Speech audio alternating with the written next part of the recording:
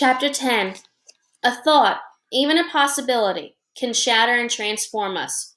Friedrich Nietzsche, German philosopher. To my surprise, Anna was at school that day, but her eyes were red and she made a point of keeping herself apart from everyone. I tried to talk with her at lunch, but she asked me to go away. When I looked back, she was crying again. Inside, I felt just as awful, but for more reasons than I could count. It broke my heart to look at Anna and know how she must be collapsing inside. The other kids whispered about her until I threatened them. Even if it cost me a detention to protect her, I would follow through on my threats if necessary. Besides, what did I care? The Stasi already had a file on me.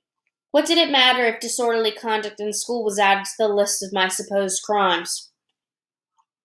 Other than the threats to Anna's gossipers, I spent every free minute of that day reviewing details of my life that might somehow qualify for a file. What had I done? Every time we walked home, my eyes did inevitably wander to the wall in the west. The Grenzer had used his rifle to warn me of the consequences for that.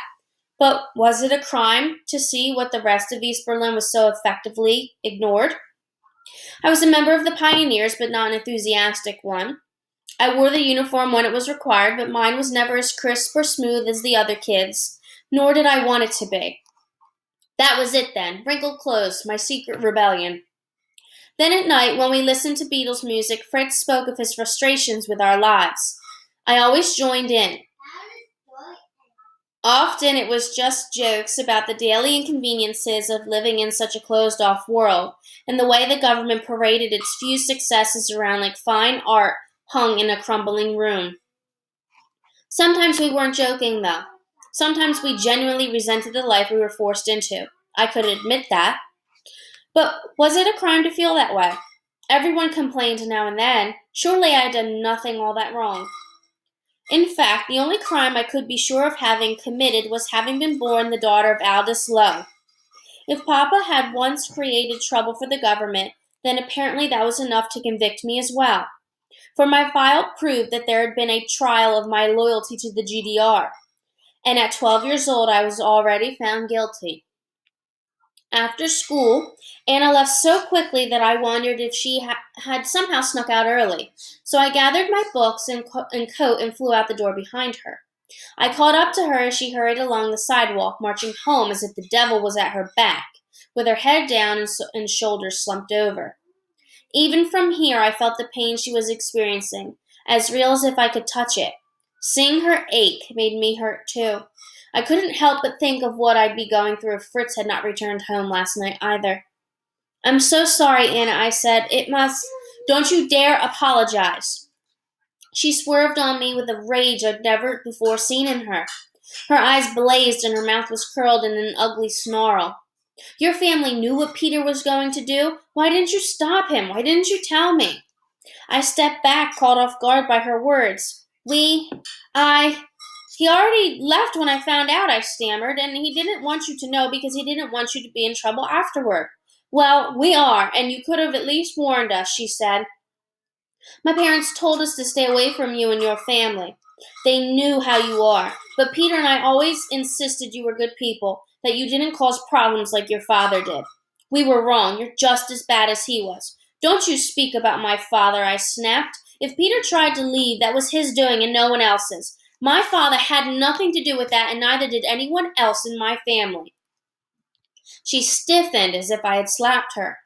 "They told us people would lie about their involvement to save themselves. Peter broke the law when he left, Gerda, just as your father did when he left. You ought to be ashamed of him, just as I have to be ashamed of Peter now. My father loves Germany, and he hates what's happened to us. I'm not ashamed to feel the same way. Why are you listening to the Stasi?" "I have to." Tears filled her eyes. "They could take my parents away for this, Gerda, throw them in prison or worse. What would happen to me then?" I wanted to hug her and take the pain away, but I only stood there feeling useless yet again. No, the state hadn't taken my father, but they were certainly the reason he couldn't come home. At least I still had my mother. "No matter what, I would always help you," I said. "The state can't take our friendship away." "Yes, they can." Anna bit on her lip a moment before she continued. To stay out of prison, we must prove our loyalty. And your family is, well, your father anyway. Gerda, we can't be friends anymore.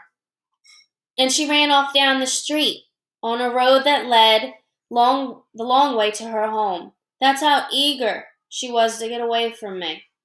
I felt like a disease. Just as my father had infected me, I could have now infect others. But with what? Courage to speak out, to act, to think and question and believe what I wanted to believe? Somehow I lived in a world where these were bad things. A little way further down the road, I happened to look up to the platform in the west, and although he had not been there that morning, my father was there now. He stood up straight as if he had been waiting for a while, knowing I would eventually pass by.